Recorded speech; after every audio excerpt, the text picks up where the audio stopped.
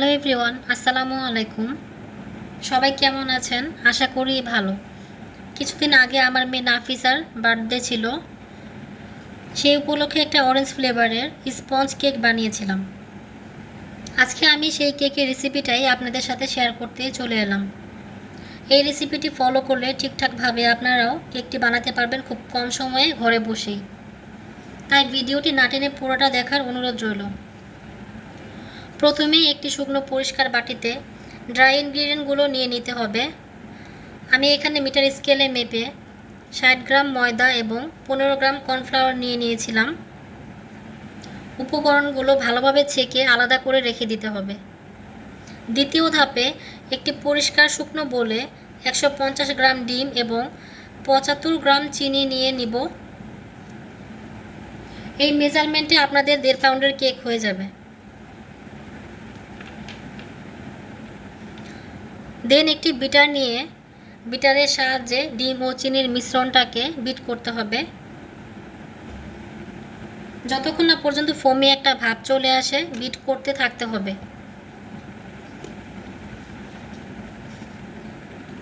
ফার্স্টে আপনারা স্পিড 3-তে দিবেন, দিয়ে বিট করবেন। আস্তে আস্তে চাইলে স্পিডটা বাড়িয়ে দিতে পারেন।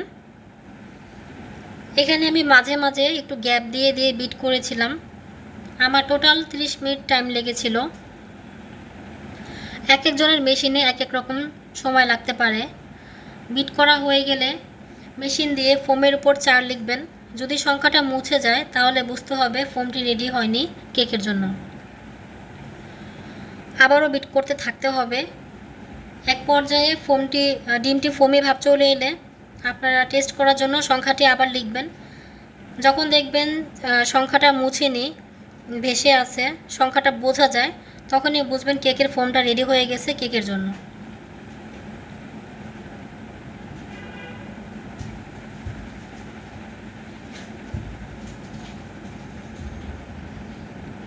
এখানে আমি অরেঞ্জ স্পঞ্জ কেক বানিয়েছিলাম, তার জন্য অরেঞ্জের এসেন্স 2 চা চামচ অ্যাড করে নিয়েছিলাম। এই এসেন্সগুলো আপনারা এরকম একটা ছোট কৌটাতে পাবেন, নিউ মার্কেট অথবা বিভিন্ন স্টোরেও পাবেন।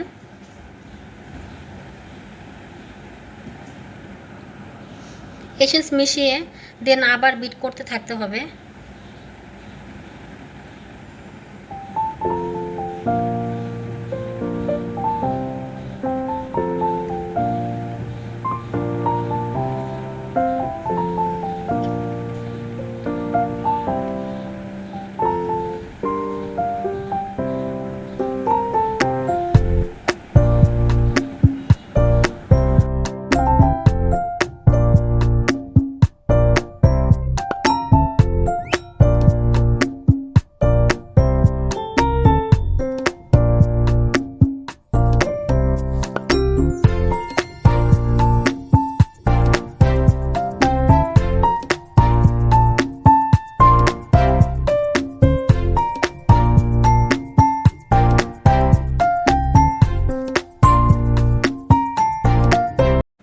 এক পর্যায়ে ফোমটি বিট করা হয়ে গেলে রেখে দেওয়া ময়দা এবং কর্নফ্লাওয়ারের মিক্সচার অল্প অল্প করে ফোমের সাথে অ্যাড করে দিতে হবে।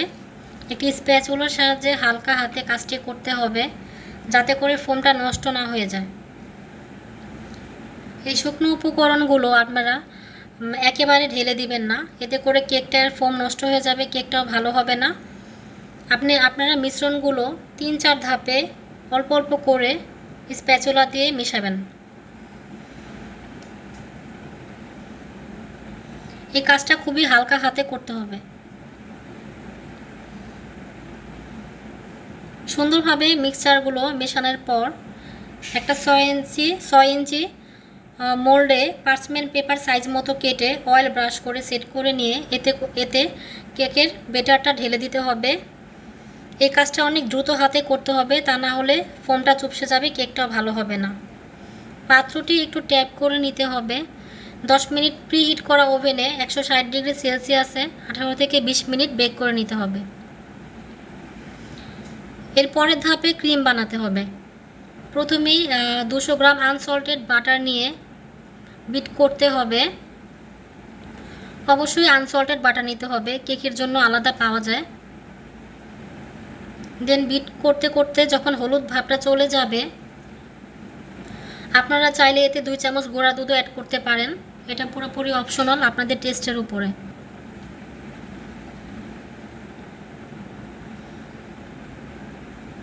এরপরে কনডেন্স মিল্ক অল্প অল্প করে মিক্স করে বিট করতে থাকবেন।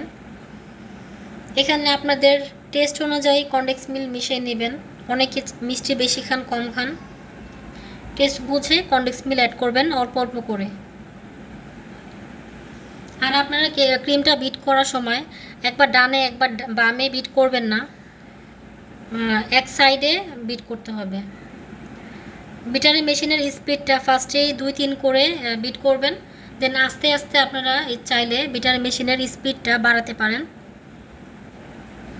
ওভারবিট করা যাবে না, ওভারবিট করলে ক্রিমটা ভালো হবে না বা ক্রিমটা ছিদ্র ছিদ্র হয়ে যাবে। যতটুকু দরকার এখানে বিট করে নিতে হবে, একটু থেমে থেমে রেস্ট করে বিট করতে হবে। এতে করে বিটার মেশিনের উপর চাপ পড়বে না, মোটর ভালো থাকবে। ক্রিমটা বিট করতে করতে ক্রিমটা বিটার মেশিনে যদি চোখা টাইপ হয়ে থাকে তাহলে বুঝতে হবে ক্রিমটা কেকের জন্য রেডি না, আরও টাইম নিয়ে বিট করতে হবে। এক পর্যায়ে ক্রিমের সাথে আমি এখানে ভ্যানিলা এসেন্স মিক্স করে দিয়েছিলাম 2 চা চামচ। ক্রিমটা যেহেতু আমি সাদা রাখবো, ডিজাইনটাও সাদা গোলাপ হবে, তার জন্য আমি এখানে অরেঞ্জের কোনো ফ্লেভার ইউজ করিনি। অরেঞ্জের এসেন্স না দিয়ে এখানে আমি ভ্যানিলা এসেন্স মিক্স করেছিলাম। ভ্যানিলা এসেন্স দিয়ে আবারও বিট করতে হবে। ক্রিমটা বিট করতে করতে বিটারের গায়ে যখন গোল হয়ে থাকবে, ক্রিমটা লেগে থাকবে, তখনই বুঝবেন ক্রিমটা হয়ে গিয়েছে।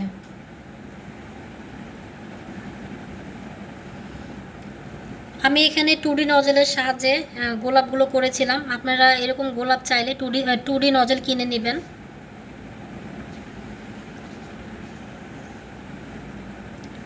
এখানে আমি সুগার সিরাপ দিয়েছিলাম। সমপরিমাণ চিনি এবং সমপরিমাণ পানি একটু জাল করে নিলে সুগার সিরাপ হয়ে যাবে। দেন আমি যেভাবে কেকটা ডেকোরেট করেছি আপনারা দেখলেই, মনোযোগ সহকারে দেখলেই আপনারা বুঝতে পারবেন আমি কিভাবে ক্রিমটা আস্তে আস্তে সময় নিয়ে ডেকোরেট করেছি। ফার্স্টেই আপনারা এভাবে করতে পারবেন না, 5টা-6টা কেক কমপক্ষে বানাতে হবে, দেন আপনাদের হাত ভালো আসবে, ডিজাইনও ভালো হবে। আপনারা চাইলে আমার পেজেও কেক অর্ডার করতে পারেন, ডেসক্রিপশন বক্সে আমার পেজের লিঙ্ক দিয়ে দিয়েছি। আর যদি ভিডিও রিলেটেড কোনো কোশ্চেন থাকে অবশ্যই আমাকে জিজ্ঞাসা করতে ভুলবেন না। আল্লাহ হাফেজ, সবাই ভালো থাকবেন। আশা করি ভিডিওটি আপনাদের উপকারে আসবে। যদি উপকারে আসে আমার ভিডিওটি অবশ্যই একটা লাইক করতে ভুলবেন না, সাবস্ক্রাইব করতে ভুলবেন না। And take care. আসসালামু আলাইকুম, সবাই ভালো থাকবেন।